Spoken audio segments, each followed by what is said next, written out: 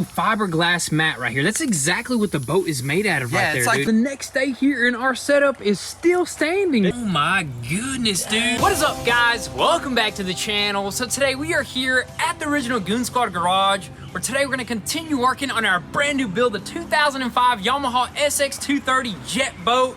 And as you guys seen in the previous video, we did a bunch of cleaning, a bunch of detailing, a bunch of bleaching because there was plants growing in here, a bunch of mold, a bunch of mildew, and we got this sucker completely transformed and looking brand new again, dude. This thing looks practically like it just rolled off the showroom floor, man. That's what I'm saying. And another major thing that happened is we got this sucker started, both of the engines, we turned both of the keys here, twisted both of the throttles there. They sound like they run super good, dude. Hey, man, this thing is dose on everything, dude. Doubles, man. This thing's got double engines, which we changed the oil on them, and dude, it ain't making no sense just sitting on land looking pretty, dude. We got to get this thing in the water, yes, man. sir. So that's the most important thing on any boat is if it will float or not. But right now, I don't think it'll float, right dude. Right now, this sucker is a sinker because it's got some nasty damage on the bottom. I think it's got some holes going all the way through, which I don't know if it hit a log or hit some land or something, because this is a jet boat. They probably thought they could just bounce over an island or something so like they that, probably dude. got beached and they got like probably too much water in the hole, but it didn't flood it because it starts right up, dude. Exactly. So what we got to do right now is somehow lift this sucker up. That way we could work on the bottom of it, and there's only one way to do that, and that's actually bring in Big Bertha,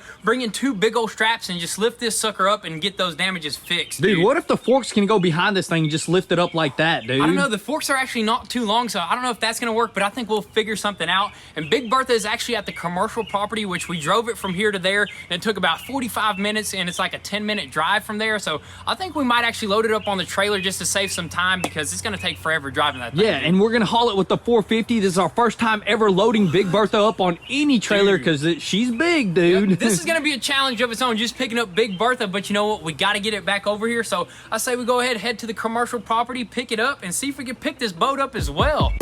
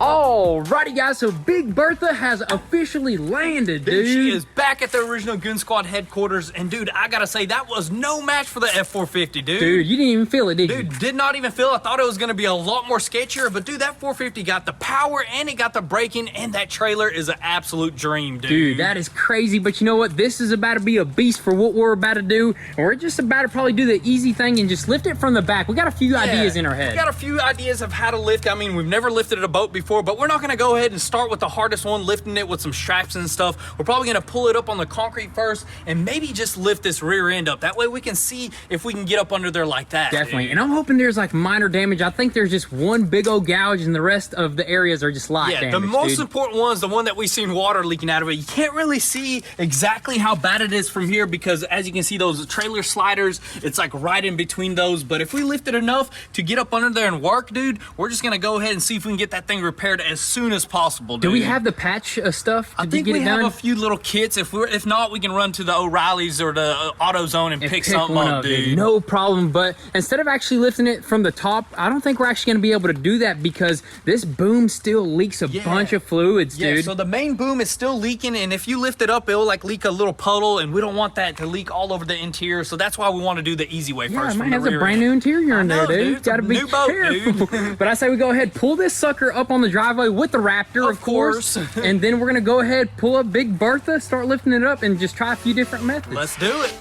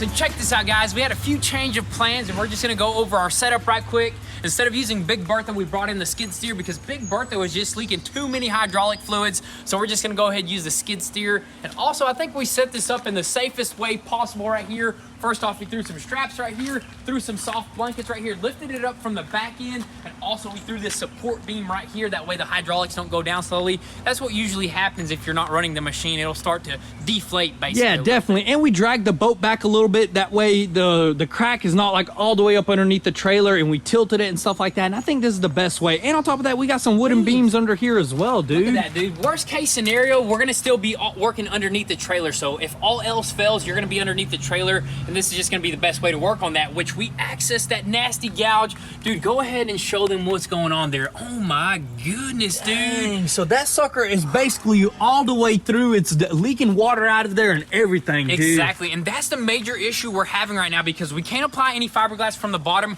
with it being wet or even moist. But what we're trying to do is dry it out. We got a fan up top where the fuel tanks are, but it's nearly impossible to actually access the top of the damage because the fuel tanks are basically sealed off in there. You know what I mean? Yeah, they're sealed off, and the damage happens to be directly up under them. And there's no way to get to that except for one little latch that you open up, and all you see is just fuel tanks, dude. Hey, we could technically access it if you remove the engines and then basically cut into the fiberglass wall that's in there and then remove the tanks. But dude, I don't know if you want to really cut into any fiberglass. It ain't even worth doing that. I'd rather try to just get it dried up and just apply fiberglass from the outside, like do some nice resin and stuff like that. You know what I mean? Exactly. And we actually got a plan right now. We're running a fan and it's almost drying it out. It's actually not dripping anymore. It's just moist right now. And what we're gonna do is actually create some sort of seal or some sort of cap and seal off the top of it. Maybe run a leaf blower through it or maybe another fan and just really pressurize that area right there and just try to run all that moisture from out of it. And then once it's 100% dry, then we can apply the resin or the fiberglass, which then it's gonna go fast after that, dude. Hopefully we can get it dried out like by tonight. That way we can apply some resin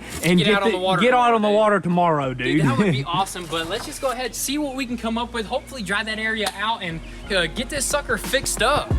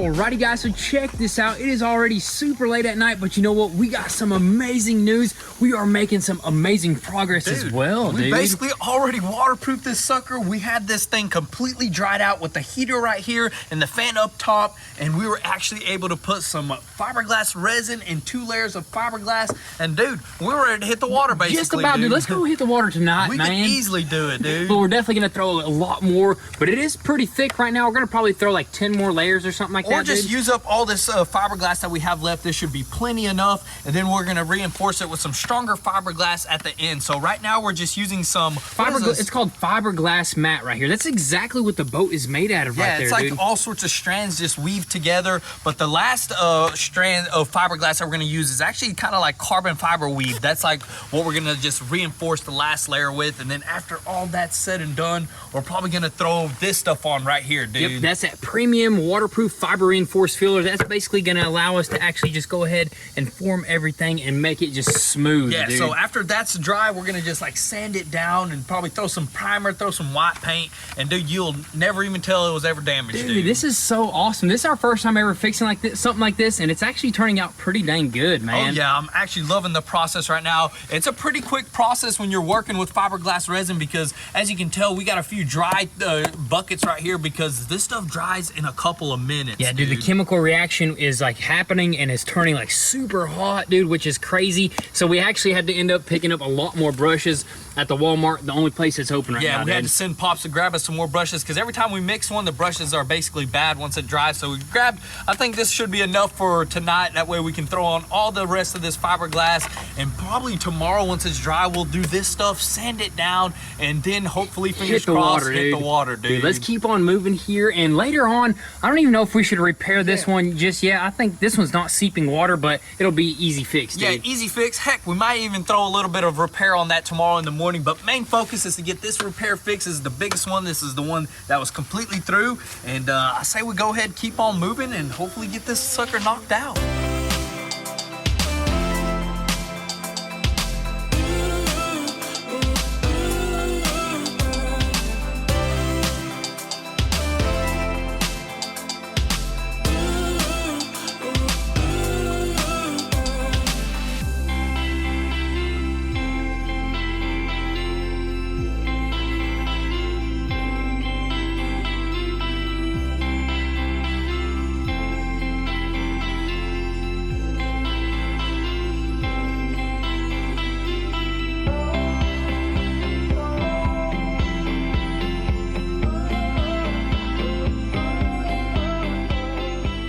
Alrighty guys, so check this out. It is the next day here and our setup is still standing, dude. That's a solid setup right there, dude. Most legit way to work on a boat. I don't know if this is the safest way to do it, but honestly, dude, this is the only way that we could make it work, that's dude. the only thing. I mean, this is our first time ever even trying to get up under a boat, so this is the first idea that we came up with, dude. And it worked for us, dude. And also, we basically repaired the hole in the hole, dude. Dude, the hole is repaired 100%. Dude, look at this, man. If you go up under there, that thing is a rock solid, man, and it is just like perfect. Honestly, you can throw it in the water and it'll be a floater now, dude. That's what I'm talking about right there. But we're definitely gonna go ahead and probably throw another layer. What is it called? Fiber reinforced filler. Yeah, we'll do that filler. That way we can smooth it out and make it nice and slick and just match the bottom of the boat, because we don't want any resistance, man. That might form like some air pockets whenever you're going fast. Dude, that'll slow us down like 5-10 miles an hour, dude. We need every mile an hour we can get, dude. Once we finish that up, we'll probably wax the bottom or throw some WD-40 and buff it in there, dude. Don't tell them all of our secrets, good secret right there, dude. But anyways, dude, I am so happy that actually worked, because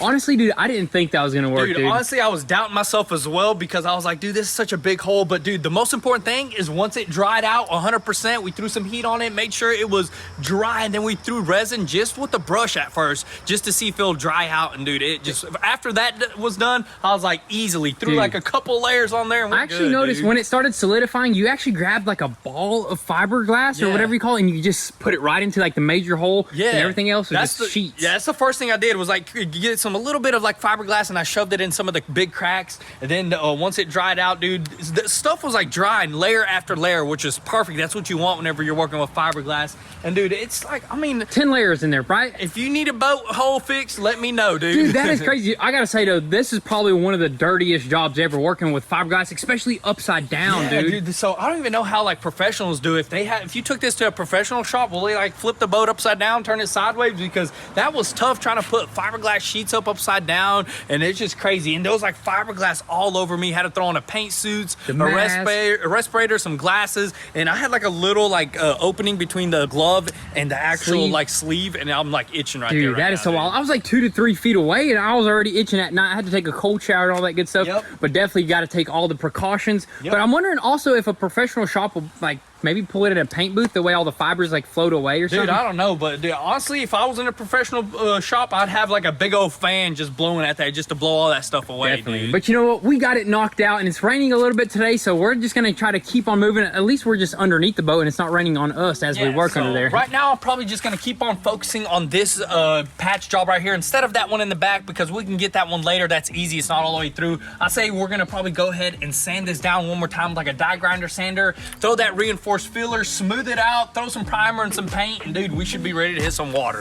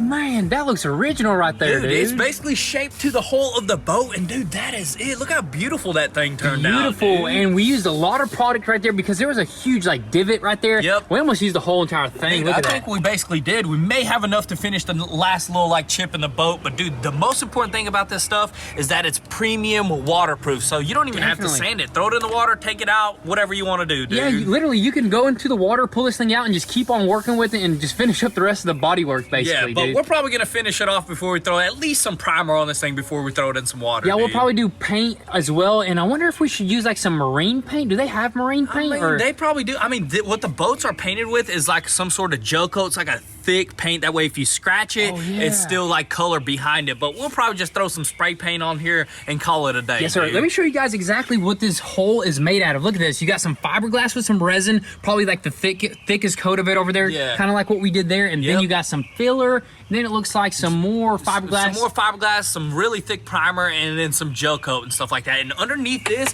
I believe it's easily over an inch thick. On the sides of the boat, it's like not even that thick. You can literally push it. It's kind of flimsy. Yeah, dude. the hole's got to be super thick, just like what happened here. Somebody ran into, I don't know what happened here. They must have hit something hard for it to dude. break like that, because like after fixing all this, I was like, dude, for this like thick hole to get damaged, dude, probably some serious speed. It's almost like they hit like some sort of concrete barrier or a rock. Or a rock, yeah. So we definitely have to be careful. We're definitely going to be beaching this thing up on some sandbars though, so we don't really want to like make it too perfect, like fix all these little tiny like hairline scratches. That's not a big deal, dude. Yeah, for a 05, it's good enough, dude. That would be pretty cool. Just pull up on some sort of beach with this thing. That's what I'm saying. Like on the side of like a river or something, you just pull up and chill and then back out, dude. It's just perfect, dude. That'd be awesome. But anyways, let's keep on moving here. Sand that smooth one last time, right? Yeah, sand it smooth one last time. Throw some primer on that sucker and maybe even some paint.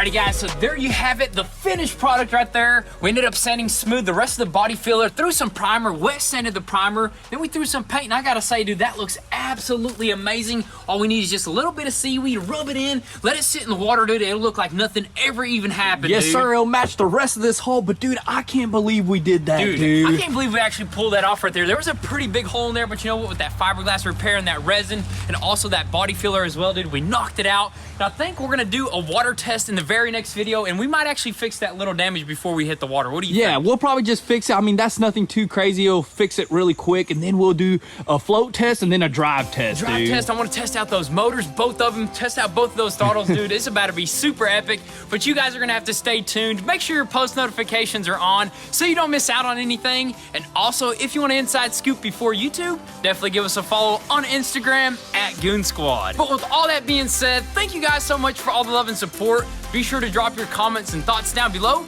We'll catch you guys next time. Peace.